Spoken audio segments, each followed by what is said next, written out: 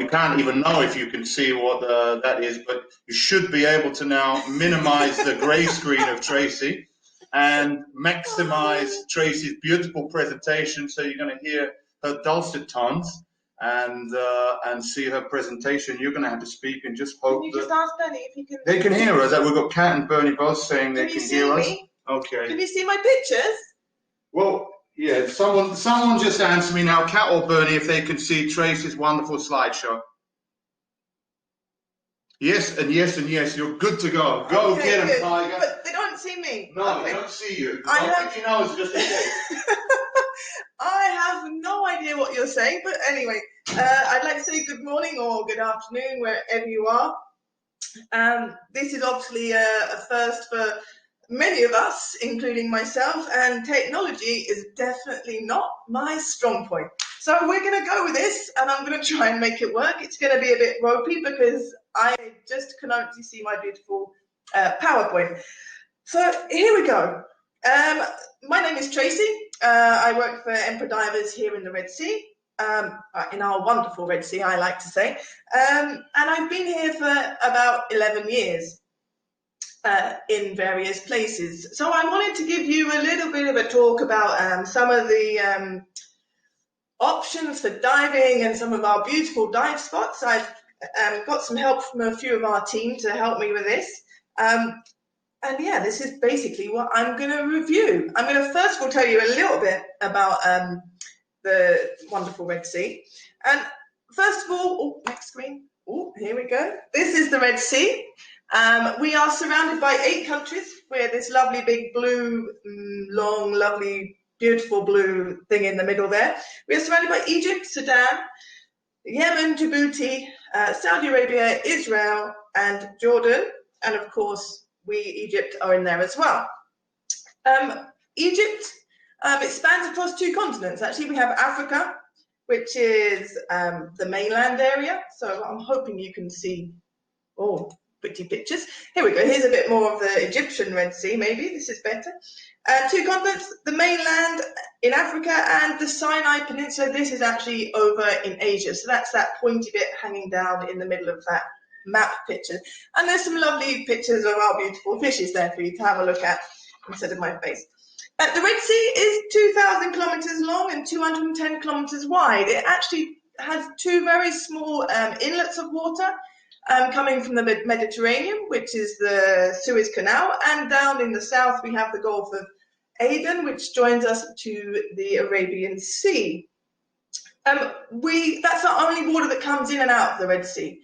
Okay, we have no rainfall runoff. Sometimes we have rain in the mountains and the rain comes flooding down and into the sea this way. But apart from that, it's just these 2 small inlets at either end. I try and go backwards, but that's a bit too much. I can't possibly try and do that with my PowerPoint. We're testing my technology skills already. And so this rainfall is on, the water movement is only what comes in and out of these channels. And they say it takes 20 years for the water to completely change itself in the Red Sea to become a whole new body of water. So this means that we are one of the hottest and saltiest seas because of this lack of water movement. So what else do I need to tell you? Nothing much else. Why is the Red Sea called the Red Sea? Not because it's red, because it is these beautiful hues of blues and turquoises and sometimes greens. And it's called the Red Sea, they say, or the most popular theory is because there's an algal bloom once a year, and this algal bloom, once it dies off, it becomes a brownish red color and it coats the top of the surface of the sea. So this is why the Egyptian or the Red Sea is called the Red Sea, so we believe. We have a large variety of fish in the Red Sea, and we have actually in total 1,200 species in the whole of the Red Sea of fish, or animals, creatures, let's say, and we have around 300 corals, which are also animals, so that's just, you know, a big number, okay? And of this, 20% of these are actually endemic to the Red Sea. And here I've found you a couple of possibly my favorites. Of course, you have a lovely Red Sea anemone fish there, the masked butterfly fish there, which I particularly love, especially when they're in the shallows and they swim around in their schools. And then the other one's not so cool, easy to see, is the Red Sea Nembrotha. It's a nudibranch, and it's black, and he has bright yellow and these purple like horns, these rhinopores, and yeah, he's like a little he's like a drag racer, you know. He reminds me of his colors. He's beautiful. And then down the bottom we have my Picasso triggerfish, which I also actually adore, something from a Picasso painting. And there you have the Red Sea flasher wrasse. So this is just a few of the species that I decided to show you pictures of from the Red Sea. Along with these, we have large animals, turtles, dolphins, dugongs, and some of the sharks as well. So we have a real nice variety of everything here in the Red Sea. So the purpose of my talk is to kind of review, to help you to think about diving in the Red Sea for your next holiday, maybe at some point, and our options, and of course some of my favorite dive sites. So I have a few, we have 3 daily centres and we have 4 safari boats. So first we're going to pop to the daily centres. Daily diving, nice option, nice, easy, stay in a hotel, 2 dives a day, sometimes 3. And the first place we're going to go to is Sharm el Sheikh, okay? Many dive sites here, but some of the highlights of Sharm el Sheikh are, of course, Ras Mohammed. Okay, a beautiful dive there. You can jump at shark and swim to Yolanda and have a look at the beautiful wreck full of toilets and baths and just the soft corals to dive for. Schools of fish in the right months. You get this schooling fish, absolutely amazing. And for me, probably more amazing than this part is actually I love an enemy city because I just love Nemos. So Shark and Yolanda Reef in Ras Mohammed is one of my favorites, a nice drop. And then you can drift, you know, to an enemy city, or you can start and drift from an enemy city and go to Shalaf the Shark, depending on the currents, how this all takes you. But a very nice highlight and a place, definitely. We should all dive at some point in our lives. I probably haven't dived it enough, to be honest, and in my honest opinion, I probably haven't dived a lot of Sharm enough as I have done, because I spent much of my time in Marsa Alam. So we move on to the next spot, which is another place we should dive in Sharm el Sheikh. And this is in the Straits of Tiran. They're between the mainland and Tiran Islands. And you have Gordon, Thomas, Woodhouse, and Jackson. I think you'll find the dive guide's favorite is Jackson. Around the back, if you have lovely weather, you can jump around the back. And this is where you have a chance to see the hammerheads. In July, we went, actually, one of our first trips, and actually we did actually see a hammerhead, which was quite surprising. So just one in 5 meters on my safety stop, but still very, very lovely to see. Actually, the reef itself is amazing and beautiful, and if you jump from the boat and you go and swim to the points that either ends, I'm not sure if I'm north or south here, you know, probably the east and the west sides. Actually, you have beautiful areas where the currents meet and swirl around, and you not really swirl around, but you do have a washing machine at one end. But you have big schools of fish, and the schooling bannerfish, and the gorgonians, and the soft corals, and the hard corals. And this is one of the nice spots here is Jackson Reef, and you can do this on the daily boats, and also you can do this from the safari boats as well. Really, we need someone more qualified to speak about Sharm than me, but the lovely Sard is not here with me to help me, so you're just going to get my mad ramblings. So to the local dive sites, Elise has helped me with this because, of course, Elise in Sharm, she knows the sites much better than me, and she's given me her 2 recommendations. Her first one is, of course, Ras Kati. This is the most southerly local site, and here on the pinnacles and on the corners you can see lovely schools of the bannerfish again, schooling bannerfish, which we don't get in the south as much as you get up this area here, and also the blue triggerfish, and of course it's a lovely spot. You can also maybe see some sharks or some flappy things. So I have flappy things are possibly, I don't know, mantis or eagle rays, but flappy things is what were her descriptions. So then we go to her other favourite site. One of her other favourite sites is Ras Gamila. And this, if you go with a leash and she takes you off-piste, okay, she will take you to a spot where the Gorgonian fans, the biggest Gorgonian fan corals forest she's seen in the whole of the Red Sea, and says it's absolutely amazing. But anyway, if you don't go to that part, the reef itself by the shore actually is full of parietes and full of fishes. Hang on, I can't read my notes because it's a long bit. Full of huge forests of the Gorgonian ferns and parietes, table corals, that's the other thing, table corals, as you go back onto the main reef. So also another very beautiful site in the north of Sharm el-Sheikh. This is a very quick review of all of the diving. Of course, there's many other dive sites. If I did a talk on all of them, we'd be here probably until the end of the dive show, especially as it's me. So then we're moving swiftly on to El Gouna. So this is one of our other dive centers we have. This is now on the mainland of Egypt. So just north of Hurghada, about 30 minutes drive from the airport. And we dive the more northern reefs of Hurghada, and also some more further away, further afield sites, which aren't as easy to get to from Hurghada as they are from El Gouna. So a few of the highlights of El Gouna, and you need good weather for this, is to dive the wrecks of Abu Nuhas. This is a series of 4 wrecks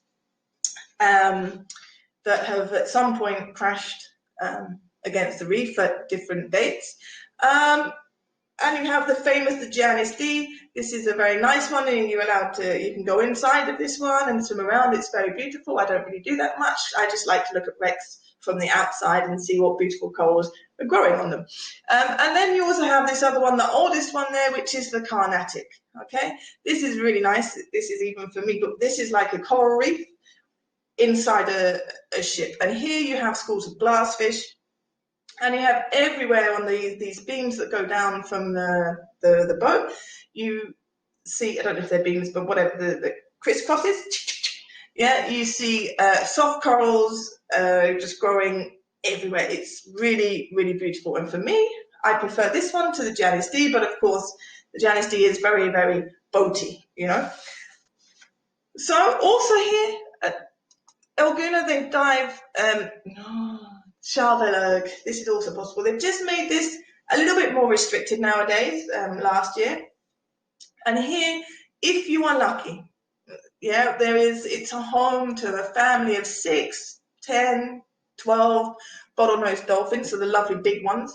And they come and they interact and they play with you, either diving or snorkeling. So this I really like. If you don't have the dolphins, actually the reef is absolutely amazing also. Full of table corals, very shallow, like maximum depth, like 16, 18 meters. A lot of the El Gouna sites are very similar to this. You have a sandy bottom and these table corals that up the reef, smothered in fish, and also always some nice smaller stuff as well. Then we move on to some other sites you might dive whilst you're there. One of my favorites around this area that they can dive. I also asked my friend Hassan, who is working there a lot, and we agreed that these were some of the very nice sites. Carlos, whatever you want to say. It's 2 pinnacles. It's quite far south of El Gouna. You can also dive it from Hurghada. And these 2 pinnacles have got a drop off to the side, and there where you can see nicer things, of course. And then here again you have these lovely table coral formations you get around here. Lots of fish, can have sometimes a small bit of current, but this dive site is beautiful. You have some more pinnacles off the sides. It's a lot of pinnacles, offshore reefs around this area. And then this brings me to my second favorite site around there, which is Shab Iris. This is a very small reef, and as you swim away from this reef, you have these pinnacles that go slowly deeper and deeper and deeper. You normally do it as a drift dive. You start at the main reef and you drift back to your boat, which is on the furthest mooring. This again full of glassfish and all the other, lionfish, the smaller stuff, scorpionfish. Also a very beautiful one of their local dive sites there. Then this takes me to Master Alam. So Master Alam. So this is probably a bit easier for me because I spent quite a lot of time there. The highlight of Master Alam really is easy diving, diving in bays, so not offshore reefs as much as you have like in Sharm and El Guna. Here it's bay diving. You moor your boat, you jump off, you come back, nice easy diving like that. And really the reason people come here, if you want to see dugongs and turtles, this is the area I think in the Red Sea you should come. Okay, if you want to see dugongs, definitely the Master Alam area, and then in Port Galib we have 2, maybe 3, maybe 4 actually, and we have a lot of green turtles around here, and I see a lot more here than I see in the other areas in El Guna and around Sharm. That's not saying they're not there, but you see them a lot more here. You have these big bays, they congregate, and in some dives you can see 10 or 11 in one dive, especially on the south of Master Shuna. This is a sleeping ground. Also there in Port Galib or Master Alam Dive Centre, you can do a trip if the weather is good, a special trip. We go to Elphinstone Reef, and this is one of the top 10 places to dive in the world. It's very good for encounters of the larger kind, not guaranteed. If you want to see hammerheads, these are normally on the North Plateau, and these you will find are, what are they? In the North Plateau, and you normally find them around to end of June, July, maybe into August, but they're normally very deep. If you want to see the oceanics, you need to come a little bit later in the year, or they're kind of always around-ish, but later in the year, September, October, this is where we have the most oceanic activity, and these guys are usually down on the South Plateau, and normally very shallow around all the boats that are there. So Elphinstone Reef, also full of beautiful soft corals, antheas, hard corals on the west side. Very, very beautiful dive site. Definitely recommend this. Can be a bit tricky, but is very, very beautiful. And then this is Ras El Torfa. Oh, this is the sound I can hear. Oh, hang on, wait, sorry, back one. So Ras El Torfa, this is definitely, I would say, a popular one for the guests. They love this place. Beautiful dive spot, also called Abu Sial. Hard coral gardens, like just going down and down forever. Yeah, very nice, big cabbage corals, lovely pinnacles with the antheas swirling around, but very nice. Definitely a spot you should definitely try and go to whilst you're there. Only time not to dive it normally is when the wind is coming from the east, because the visibility goes very yellow. I've done that a few times. Then one of my personal favourites of the Port Galib area is Master Mubarak. It's Marmite. You love it, you hate it. One or the other. You have a very big bay. On the north you have seagrass. On the south you again have these wonderful hard coral gardens, sets of pinnacles called Habili Gouda. Absolutely amazing. Leopard blennings. You can see stonefish, all kinds of critters here. Seahorses, the sea cow, this is his main home. This is where Dyson kind of frequents mostly. And of course the green turtles. So this is, for me, one of my favourite dives. Any part of it is good. On the north, the corals aren't so beautiful, very, very dived, but again, you find all the lovely crittery kind of things there. And on the south, you have beautiful hard coral gardens, very shallow, very nice, beautiful, easy diving. So this brings me to the end of my daily centres that we have and takes me to our safari boats. We have 4. The idea here is basically, we dive, we eat, we sleep, we repeat. And that's how it goes. So we have a lot of itineraries, and to make me not talk about too much, I've chosen 3. These are the ones in orange. Reefs and Wrecks, simply the best, south of St. John's.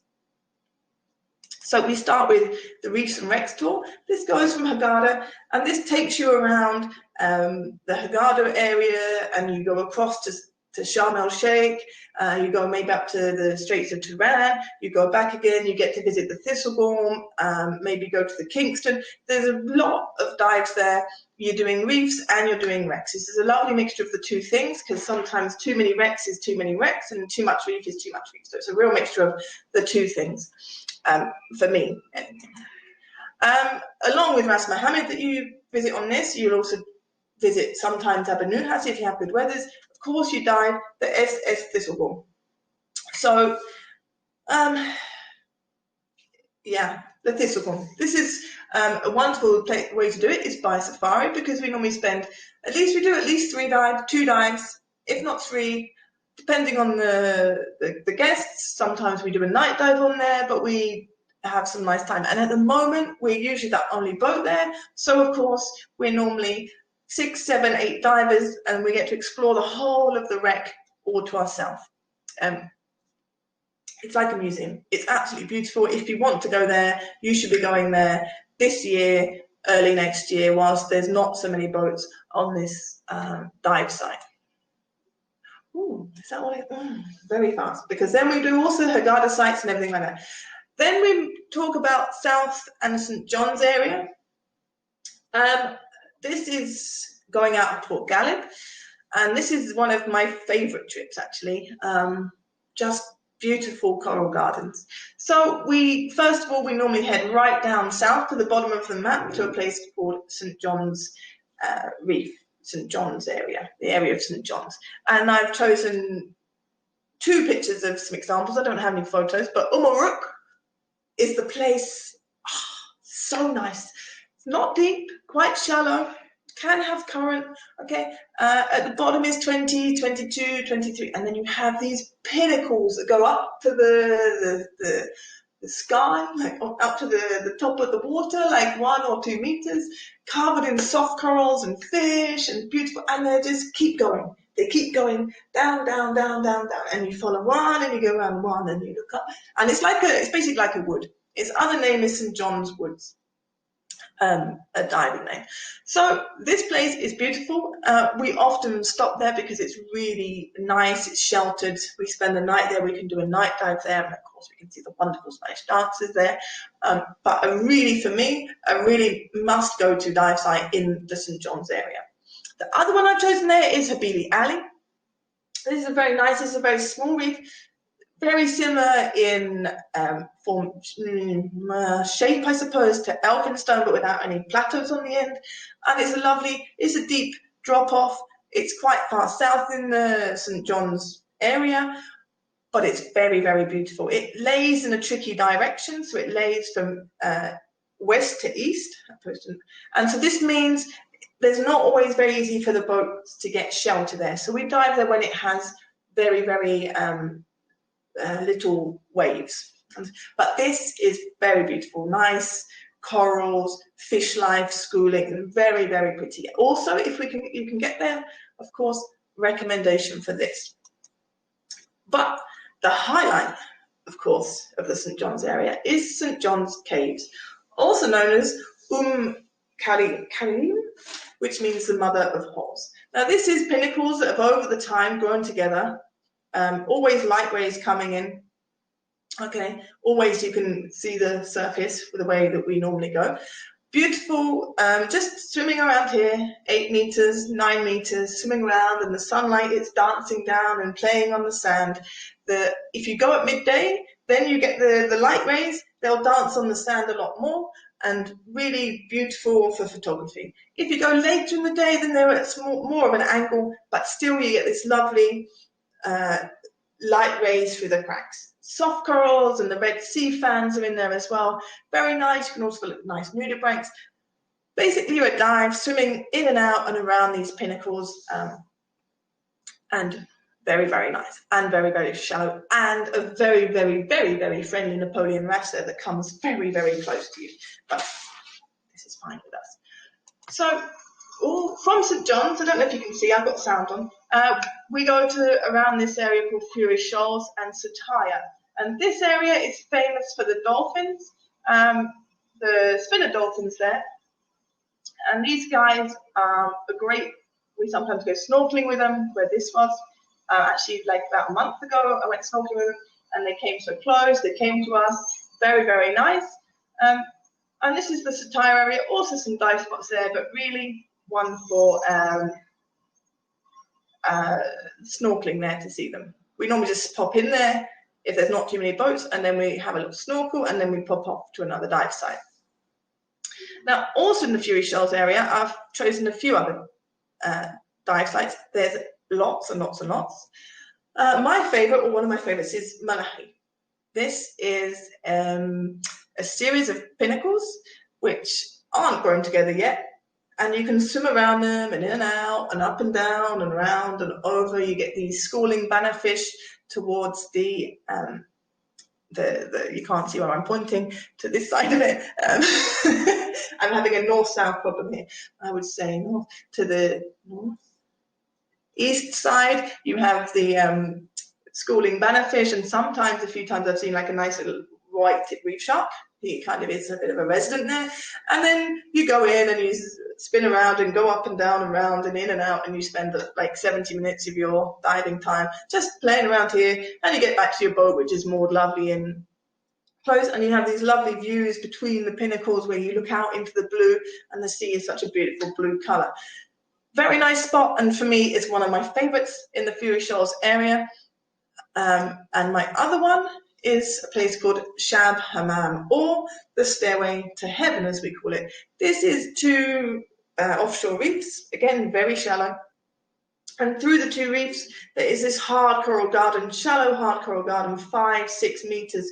All these parietes here, a lovely picture of Sard there, swimming in them the other week for me. And just beautiful scenery. As you go out onto the west side, the east side, sorry, because you're more in the west side, onto the east, then you have this coral garden that slopes down and has a small drop-off. So, and the stairway is the split in the middle, and then there's also a very, very beautiful arch. So, then the other itinerary I chose was simply the best because, well, it's simply the best. My legs have gone dead, sorry. So we have Brothers, Daedalus, and Elphinstone. This usually is departing from Port Galib also. And it's the place, if you want to go and see the larger stuff, the more pelagic animals, the sharks, this is the itinerary we recommend for this. This itinerary you must have a minimum amount of dives for to be able to participate in the itinerary. On the other ones, we don't ask a minimum, but for some dives, you might need to be advanced or you might have to sit out because of the conditions. But for this one, we do ask for a minimum number of dives. So what do I need to tell you about this? Well, first of all, you will go to the Brothers, or these are the animals you can see. So we have oceanics, hammerheads, the thresher sharks, and of course the silky sharks. So most common is the threshers, the hammers, and the oceanics. And Brother Island itself, well, this is in the middle of the ocean. There's no phone reception, so don't expect internet if you do go there. That will be gone now for 2 or 3 days until we come back towards the inland, the land a bit more. We're kind of 65, 70 kilometers north of Port Galib, but we're also probably we're quite far out to sea. So we're opposite pretty much a town called El Khazir on the map in the land. And we go out to sea and we go to 2 islands, they're called the Brothers, okay, who are very close to each other, next to each other. You have Big Brother and you have Little Brother. And every diver, every guide will have a different favorite. For me, my favorite is Little Brother. I just like it a lot more than I like Big Brother, but not for any other reason. On Big Brother, you have 2 wrecks, the Aida and the Numidia, and also the nice chance to see the hammerheads, the oceanics, white-tip reef sharks, and thresher sharks also. And on Little Brother, you just have a very much smaller reef where you can just swim along and swim around and look for also the sharks. Again, here, same thing, grey reefs, thresher sharks, oceanics.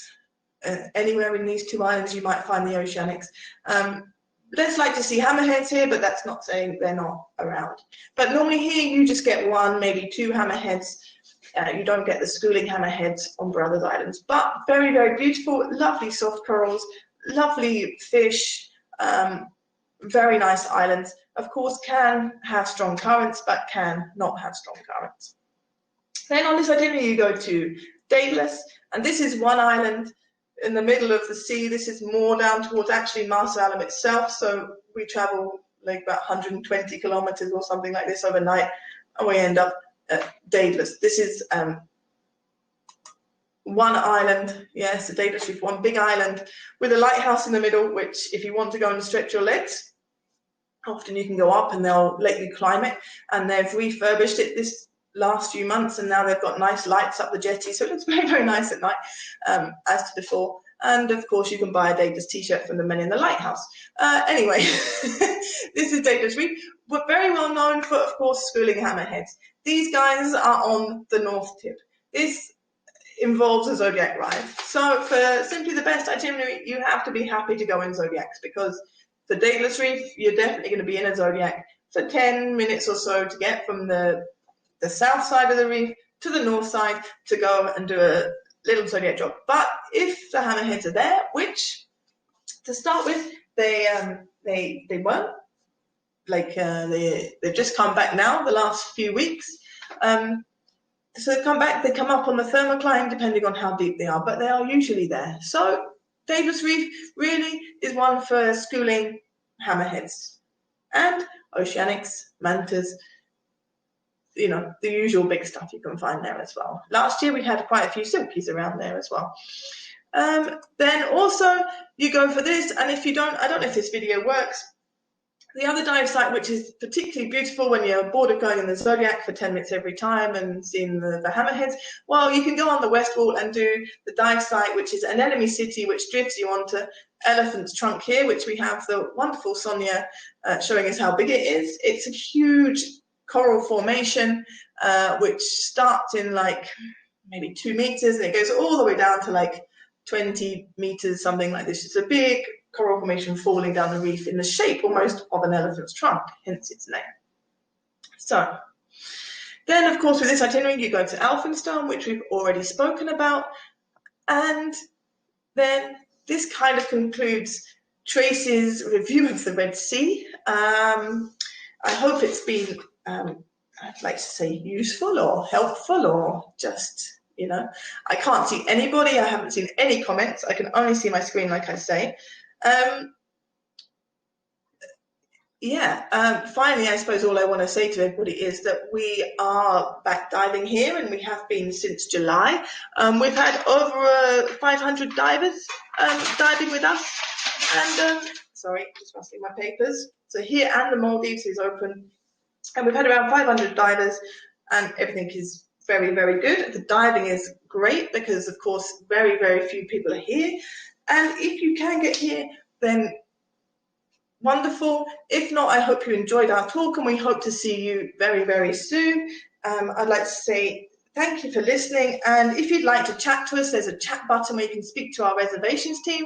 They're here from 8 till 4 or 9 till 4 tomorrow, and they can answer any of your questions. And during the show, of course, you can get an extra 10% discount if you book anything, as you've been here at the Scuba.Digital. So thank you for listening. I'm not sure if I've answered anybody's questions. I'm not sure how I'm going to get out of this. I'm going to start to close stuff, and you're going to see my computer face. I don't know what you can see now. Oh, okay, back to the screen.